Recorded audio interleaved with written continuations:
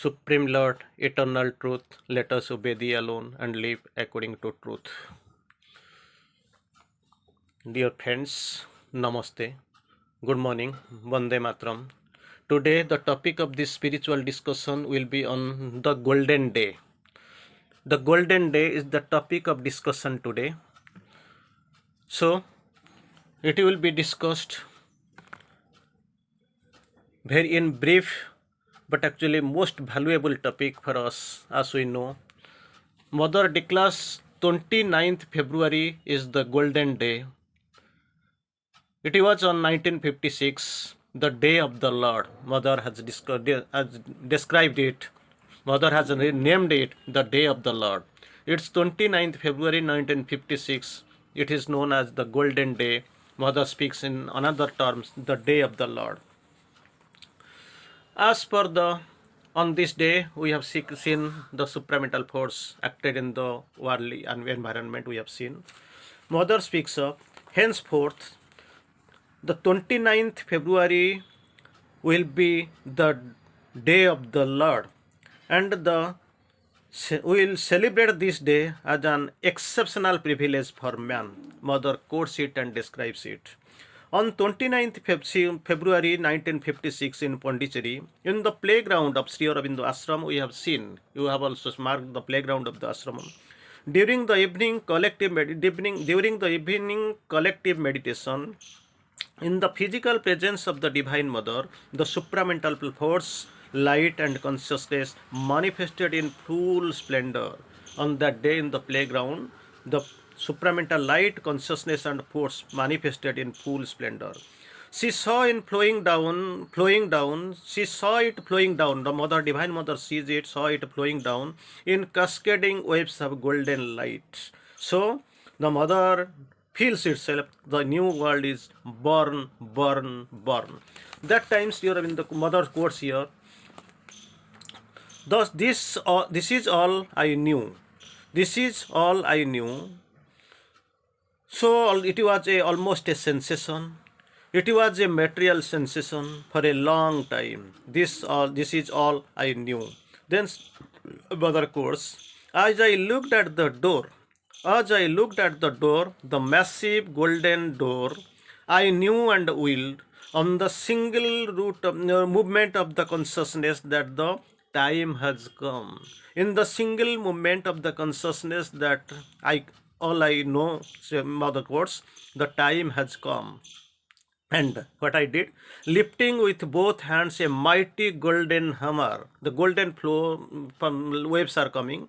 So, lifting with both hands a mighty golden hammer, I struck one blow, one single blow on the door, and the door was shattered to pieces. Then the supramental force, light, consciousness rushed down upon the earth in an uninterrupted flow, massive flow that is there, and Mother sees it, and it is there was a flow, it came down. So here Mother then again quotes here, in February 21st, 1958, to celebrate the birth of a transitory body can satisfy some faithful feelings.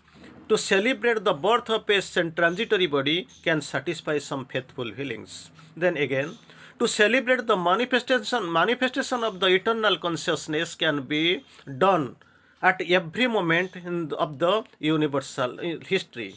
Then third, Mother quotes here, but to celebrate the advent of a new world, the supramental world, is a marvelous and exceptional privilege. Fourth, Mother quotes, Sri Aurobindo quotes rather, there are till now 4 great events in the world's history, Sri Aurobindo quotes here. Number one is Siege of Troy, Hellas. Second, exile of Sri Krishna in Vrindavan. With that the devotional religion, dhyana and puja, meditation and offering puja, adoration took place. The third great event is the life and crucifixion of Christ. So humanized the Europe. This crucifixion humanized the entire Europe. Then number 4 event is the colloquy of with Arjun in the Kurukshetra war. Will it liberate the mankind. So this war was going on in that Kurukshetra, that colloquy with Arjun, it was going on. That was these four are the greatest event in the world history. So we'll go little bit backward. On 1926, in November 29th, we have seen the descent of November 24th, we have seen descent of Krishna into physical Anandamaya, that is overmind consciousness, but not the supramental. So Krishna is Anandamaya, we have seen. As he supports the evolution of the overmind, leading it towards Ananda. So this 24th November is the day of the victory, as decided and as celebrated and as described by the mother, in the remembrance of the very important spiritual event which took place in 1926. Then we'll go the next step forward. Supramental force from Sri Aurobindo, it spread towards it actually touched and spread to the mother. All this supramental force which was in him means in Sri Aurobindo, passed from his body to me, to mine, mother quotes here. It was extraordinary, and twice your mother quotes, it was extraordinary and extraordinary. I was standing beside his bed, and that flow continued, almost a sensation. It was a material sensation. For a long time this happened. This is all I know. Mother quotes, when the flow of the supramental force from Sri Aurobindo's body to her, it gone. Then mother once again quotes, my Lord, what thou hast wanted me to do, I have done. Thou wilt and execute in other place, his mother has quoted. O Lord, what thou hast wanted me to do, I have done. The gates of the supramental has been thrown open, and the supramental consciousness, light and force are flooding the earth. So this is the great event and the great job. It has been done, and mother quotes it in her own language, in her own words. Then mother quotes again, all was gold, gold and gold. All was gold and gold and gold. 3 times mother has quoted. A torrent of golden light pouring down in the uninterrupted flow and bringing with the consciousness that the path of the gods is in a sunlit path, in which difficulties lose all reality. Difficulties will be no there. With the descent of the supramental force, all these will vanish. The transformation process will be continued, will be completed. Then this great event happened, but actually it was known to a very few. Mother quotes 2 from ashram and 3 from outside. The couple of names also we have known: Amal Kiran, Dr. D.R. Bendre, Kannada poet, Justice Vasishtha, and Indubhai Patel in Mombasa, Kenya. So these are the names. Few from ashram, many from outside. They have observed. Maybe in their look, somebody was in the train like this. They have observed this great event is going on. But almost all, excluding these 5, nobody was there to feel what is going on in this world. Mother quotes again, there are people who love adventure. It is this I call, and I tell them this, I invite you to the great adventure. For this great adventure, I invite people, and those people who really like the adventure. Then we have listened the story on February 29th, 1960. Dyumanda ashram decorated with golden color. That was the first celebration. It continued, and golden pendants with unique symbols prepared. And on that day, pendants and messages were distributed by the mother to the devotees. This was the first day celebration. On that day, the reminiscences of this day, children, small, medium, and big, given the golden colored frocks. Sadhana did this department. From the sadhana did this department. Elders got white saris with golden colored borders. So these are the celebration. The distribution was going on like this. In relation with supramental, a perfect and constant equality, an absolute certainty in the knowledge through identity. So these are the two things with the related in relation with the supramental. So that day, Mother quotes another important event and about Shiva and Krishna. But Shiva himself has certainly clearly expressed his will to come down on earth only with the supramental world, not before the supramental world. If the supramental world is manifested, then only he will come. He has expressed his willingness to come down. When the earth is ready for supramental life, he will come. And almost all these beings will manifest. They are waiting for that moment. They don't want anything, any of the present struggle and obscurity. This world is now packed with present obscurity and struggle. They don't want to come. Many beings like Shiva, they are awaiting. Once this supramental work is done, the world is prepared, they want to come. Then Mother quotes of Krishna.